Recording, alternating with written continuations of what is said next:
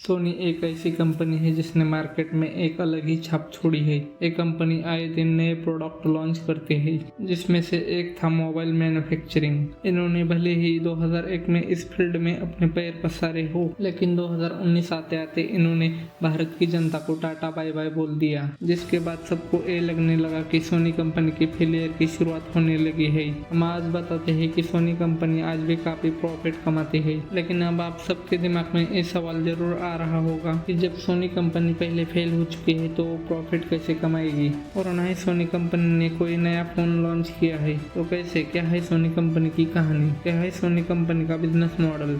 चलिए आज की इस वीडियो में जानते हैं। दोस्तों, हम आपको सोनी कंपनी के राइज एंड फेल की कहानी पुनः उससे पहले ये जानते हैं कि सोनी कंपनी की शुरुआत किसने की थी। बात है 1946 की, जब दो लोगों ने मिलकर इस कंपनी की शुरुआत की थी। इन दोनों का नाम था कियोमिरिता और मासारू इबुका, जिसमें से एक थे सेल्समैन और दूसरा इंजीनियर था। तो दोस्तों, जब सोनी कंपनी की शुरुआत हुई थी तब उसका नाम सोनी नहीं था, बल्कि उसका नाम था टीटीके। उसका फुल फॉर्म था टिकियो कम्युनिकेशन इंजीनियरिंग कॉर्पोरेशन। कंपनी की शुरुआत के बारे में बताए तो कियोमिरिता और मासारू इबुका इन दोनों ने $500 का लोन लिया था। इसके बाद इन्होंने सोचा कि हम ऐसा प्रोडक्ट बनाएंगे कि लोगों की जिंदगी को आसान बनाया जा सके, और इसी सोच के साथ पहला प्रोडक्ट लॉन्च किया गया जिसका नाम था राइस कुकर। पर ये एक तरह का फेलियर था, क्योंकि इन्होंने $6500 की कीमत के साथ इसे मार्केट में उतारा था, लेकिन वही प्रॉफिट था सिर्फ $300। इसका मतलब सिर्फ 5%। इन लोगों ने डिसाइड कर लिया कि अब वो कुकर नहीं बनाएंगे, और इसके साथ ही उन्होंने इसकी सेल बंद कर दी। अब कुछ साल के रिसर्च के बाद उन्होंने 1950 में लॉन्च किया टेप रिकॉर्डर। टेप रिकॉर्डर एक अमेरिकन कंपनी की कॉपी थी, लेकिन अब अगर बात करें 1950 की तो बहुत जाहिर सी बात है कि उस समय ये इतने पॉपुलर नहीं थे, जिस वजह से इनकी सेल बहुत कम होती थी। और अब इसकी सेल बढ़ाना ही इनका मकसद बन गया, और अब इसके लिए उन्होंने तरकीब भी निकाली। अब इस तरकीब में इन्होंने टेप रिकॉर्डर के 9,999 इस्तेमाल बताए। जैसे ही जनता को इसके इस्तेमाल के बारे में पता चला, वैसे लोगों ने इसे खरीदना शुरू किया, और देखते ही देखते टेप रिकॉर्डर की डिमांड आसमान छूने लगी। और इसके बाद से ही ये कंपनी टीटीके टेप रिकॉर्डर के नाम से जानने लगी। पर अब बात आई, ये नाम हर किसी को बोलना आसान नहीं था, इसलिए इन्होंने सोचा कि क्यों ना ऐसा नाम रखा जाए जो हर कोई आसानी से बोल पाए। इसलिए 1962 में इन्होंने टीटीके नाम बदलकर इसका नया नाम रखा, जो था सोनी। अब टेप रिकॉर्डर के सक्सेस के बाद इन्होंने 1955 में अपना रेडियो लॉन्च किया, और इस प्रोडक्ट ने बहुत जल्दी ही मार्केट में अपनी नई जगह बनाई। इसके बाद धीरे धीरे करके सोनी कंपनी की पहचान भी बनने लगी। उससे हैरान करने वाली ये बात तो थी कि रेडियो की वजह से इनकी सेल 1000 गुना बढ़ गई, और उसके बाद से 10 से 15 साल तक इन्होंने रेडियो टेप टेक्नोलॉजी में अपना सिक्का जमा कर रखा। अब इन्होंने 1971 तक और एक प्रोडक्ट लॉन्च किया जो था वीसीआर। ये तो ना किसी का कॉपी था, ना ही किसी से लिया हुआ डिजाइन। वीसीआर की खोज सोनी ने की थी, जिसके लिए इन्होंने कई सारे अवार्ड भी लिए। लेकिन ये कंपनी यही नहीं रुकी, लगातार नए नए इन्वेंशन करती रही। अब सोनी ने 1979 में नया कम्पैक्ट टेप प्लेयर बनाया, और इन्होंने इसका नाम रखा वॉकमैन, और ये वॉकमैन मार्केट में छा ही गया। अब बाकी कंपनियों ने भी ऐसा कम्पैक्टर टेप प्लेयर बनाना शुरू कर दिया। अब इस चीज पर सोनी ने ध्यान नहीं दिया, और वो लगातार नए नए प्रोडक्ट की खोज करते रहे। एक वक्त ऐसा भी आया जब दुनिया भर के लोग उनके प्रोडक्ट को यूज कर रहे थे। इसके साथ इन्होंने 1982 में डीसी प्लेयर निकाला, 1985 में वीडियो कैमरा निकाला, और ये दोनों ही product Japan, North America, Europe में बहुत ही ज्यादा फेमस हुए। अगले साल इन्वेंशन और सेल्स के साथ देखते ही देखते 1952 में सोनी एक ऐसी कंपनी बन गई जो $1.3 बिलियन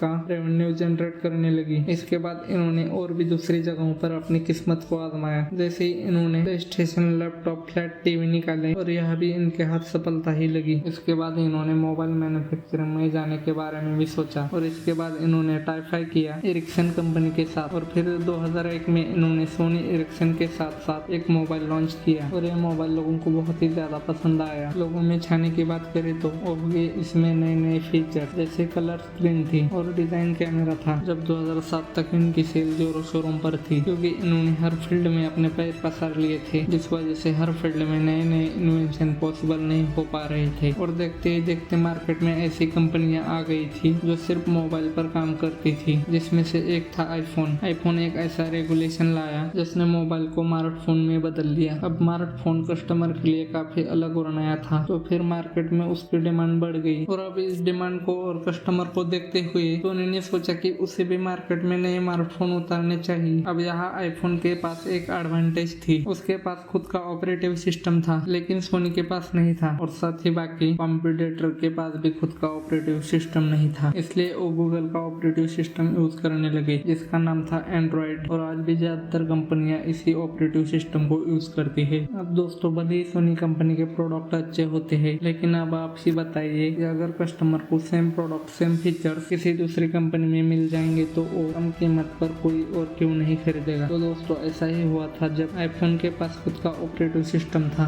इसलिए वो नए नए इन्वेंशन करने लगे, नए नए फीचर्स लाने लगे। लेकिन सोनी के पास जो ऑपरेटिव सिस्टम था वही बाकी के पास भी था, जैसे कि सैमसंग STC जैसे ऑपरेटिव सिस्टम होने के बाद भी सोनी के प्रोडक्ट की कीमत ज्यादा थी, लेकिन सैमसंग STC की सोनी के मुकाबले कीमत काफी कम थी। यहाँ पर कस्टमर को प्रीमियर प्रोडक्ट चाहिए तो आईफोन के पास जा सकते थे, वही बजट में चाहे तो सैमसंग STC के पास जा सकते थे। अब जब तक सोनी ने आईफोन के साथ वाले अपने कंपटीशन के सॉल्यूशन को निकालने की कोशिश कर रही थी, इतने में मार्केट में चाइनीज कंपनियां भी कूदने लगी थी, जैसे कि Xiaomi, Oppo, Vivo। दोस्तों इनकी कीमत तो कम थी और जो फीचर्स सोनी के प्रोडक्ट में 25 से 30 हजार में मिलते थे वही चाइनीज कंपनी के साथ ये बस 10 से 12 हजार में मिल जाते थे। ऐसे में सोनी की जितने बच्चे कुछ मार्केटर थे वो भी कम होने लगे थे। अब सोनी को ये बात समझ में आ गई थी, अगर भारत के मार्केट में टिके रहना है तो इन्हें नए नए इन्वेंशन करते रहने होंगे जैसे बाकी कंपनियां कर रही थी। लेकिन सोनी ने तो बाकी जगहों पर अपने पैर पसार लिए थे, उनके पास और भी फील्ड थी काम करने के लिए, इसलिए उन्होंने 2019 में इंडियन मार्केट में अपना स्मार्टफोन बिजनेस बंद कर दिया। और यही वजह है कि इंडिया में सोनी कंपनी के फोन नहीं बिकते। अगर आपको पता है सोनी कंपनी के फेलियर के मेन रीजन क्या थे, तो पहला होगा एक्सपेंसिव फोन, जिसके बारे में हम आपको पहले ही बता चुके हैं। वही दूसरा होगा टारगेट सर्कुलमेंट। अब क्योंकि बाकी कंपनी को पता था कि इस कस्टमर के लिए क्या बनाना है, लेकिन सोनी के पास ऐसा कोई भी प्लान नहीं था। और अगर हम तीसरी वजह बताए तो होगा कि ये लोग इंडस्ट्री ट्रेड को बहुत डेरेट अप करते थे, इसी वजह से वो बाकियों को कभी कंपटीशन ही नहीं दे पाए और आगे बढ़ने की जगह पीछे चलते गए। और इसी तरह से धीरे धीरे करके इनके बच्चे कुछ कस्टमर भी टाटा बाय बाय बोलकर किसी और कंपनी के पास चले गए। तो दोस्तों आज की वीडियो में बस इतना ही। उम्मीद करते हैं इस वीडियो से आपको काफी कुछ नया सीखने को मिला होगा। आप सबका इस वीडियो को अंत तक देखने के लिए धन्यवाद। ऐसे ही इंफॉर्मेशन जानने के लिए हमारे साथ जुड़े रहे।